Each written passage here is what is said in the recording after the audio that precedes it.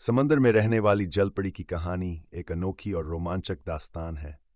ये कहानी समंदर की गहराइयों, उसके रहस्यमय जीव जंतुओं और एक जलपरी की असाधारण यात्रा पर आधारित है। बहुत समय पहले समंदर की गहराइयों में नीलम नगरी नाम का एक सुंदर और चमकता हुआ राज्य था। इस नगरी में समुद्री जीव जंतु आनंद और शांति से रहते थे। इस नगरी की राजकुमारी मुक्ता एक जलपरी थी। उसकी लंबी नीली पूंछ, मोती जैसे चमकते बाल और आंखों में अनंत गहराई थी। वह न केवल अपनी सुंदरता के लिए बल्कि अपने साहस और जिज्ञासा के लिए भी प्रसिद्ध थी। मुक्ता को हमेशा से सतह की दुनिया के बारे में जानने की जिज्ञासा थी। उसने अपनी दादी से कई बार इंसानों और उनके जीवन के बारे में कहानियां सुनी थीं। लेकिन नीलम नगरी के नियम बड़े सख्त थे।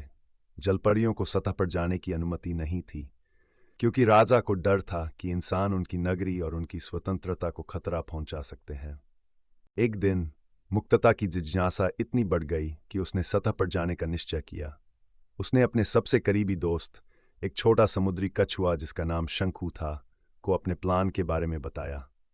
शंखू ने उसे बहुत समझाने की कोशिश की, लेकिन मुक्ता ने ठान लिया था।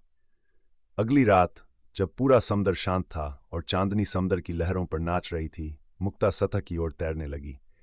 जैसे ही उसने सतह के करीब पहुंचकर अपना सिर बाहर निकाला, उसने एक विशाल जहाज को देखा। जहाज पर संगीत और रोशनी का माहौल था। वह छुपकर यह सब देख रही थी। तभी उसकी नज़र एक युवा राजकुमार पर पड़ी। राजकुमार का नाम आर्यन था।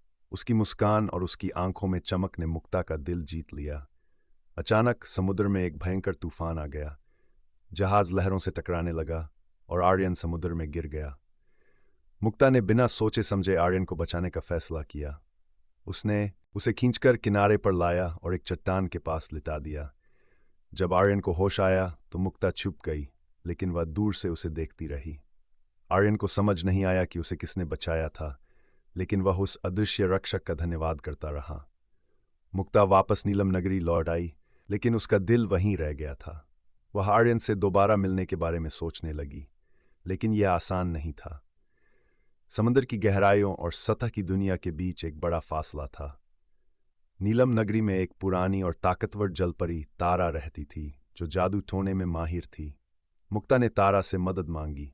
तारा ने उसे इंसान बनने का एक तरीका बताया, लेकिन इसके लिए उसे अपनी आवाज का बलिदान देना पड़ा। तारा ने कहा, तुम्हारी आवाज तुम्हारी पहचान है। अगर तुम अपनी आवाज खो दोगी तो तुम अपनी असली शक्ति भी खो दोगी। मुक्ता ने यह शर्त मान ली। तारा ने उसे एक जादुई दवा दी। उसे सतह पर जाकर इस दवा को पीना था। मुक्ता ने यह किया और वह एक खूबसूरत युवती में बदल गई, लेकिन अब वह बोल नहीं सकती थी। मुक्ता ने राजकुमार आर्यन के महल में पहुंचने का रास्ता ढूंढ लिया। आर्यन ने उसे देखा और उसे तुरंत पहचान लिया कि वह वही लड़की है जिसने उसे बचाया था। हालांकि मुक्ता कुछ कह नहीं सकी, लेकिन उसकी आंखें सब कुछ बयान कर रही थीं। आर्यन ने उसे अपने महल में जगह दी और धीरे धीरे दोनों के बीच दोस्ती बढ़ने लगी।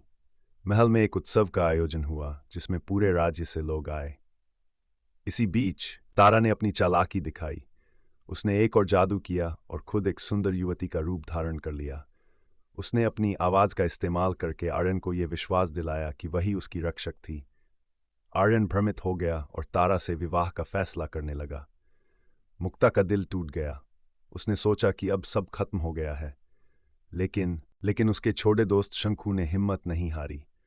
उसने तारा के असली रूप का पता लगाया और यह सच्चाई आर्यन के सामने लाई। जब आर्यन को सच्चाई का पता चला तो उसने तारा को खदेड़ दिया। आखिरकार मुक्ता और आर्यन का प्यार जीत गया, लेकिन मुक्ता को यह समझ में आ गया कि वह हमेशा इंसानों की दुनिया में नहीं रह सकती। उसने आर्यन से विदा ली और वापस समंदर में लौट गई। दोनों ने वादा किया कि उनका प्यार हमेशा अमर रहेगा, चाहे वे दो अलग अलग दुनियाओं में क्यों न हों। इस तरह जलपरी मुक्ता की कहानी एक अनोखी मिसाल बन गई कि प्यार और साहस हर बाधा को पार कर सकते हैं। कहानी तैयार हो गई है। यदि आप इसमें कोई बदलाव या जोड़ चाहते हैं तो बताएं।